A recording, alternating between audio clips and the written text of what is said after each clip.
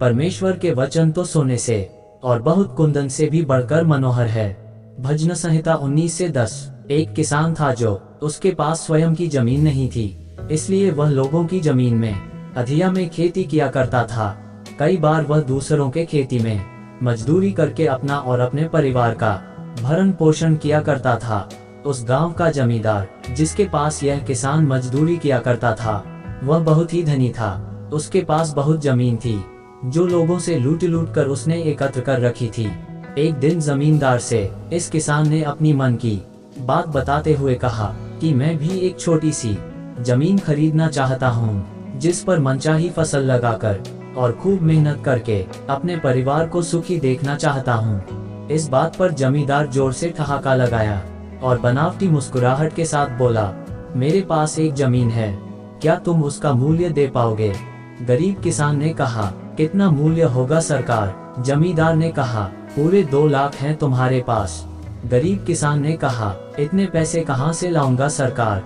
जमींदार ने कहा, देख लो, यह कीमत केवल तुम्हारे लिए है, और कोई होता तो मैं उससे 5 लाख लेता।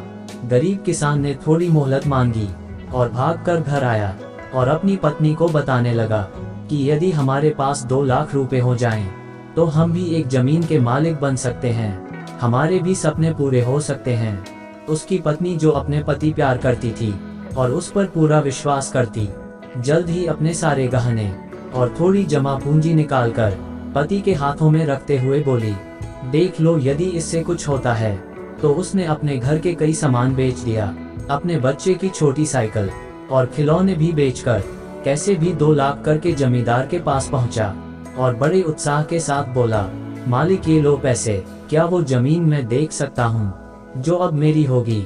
जमींदार ने कागजात तैयार करके उसे दे दिए और कहा, हाँ देख लो, वो नदी के किनारे वाली जमीन तुम्हारी हुई।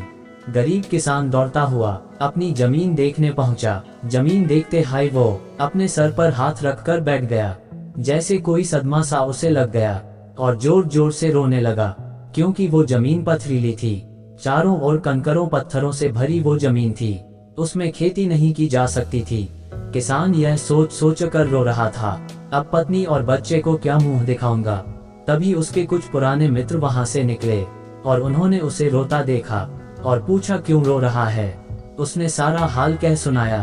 तब एक व्यक्ति ने अपने हाथ में कुछ कंकर उठाया और वे आपस में बातें करने लगे। उन्होंने उसे बताया कि अनजाने में जमींदार ने जो जमीन तुम्हें बेच दी है, वो बहुमूल्य कीमती पत्थरों से भरी पड़ी है।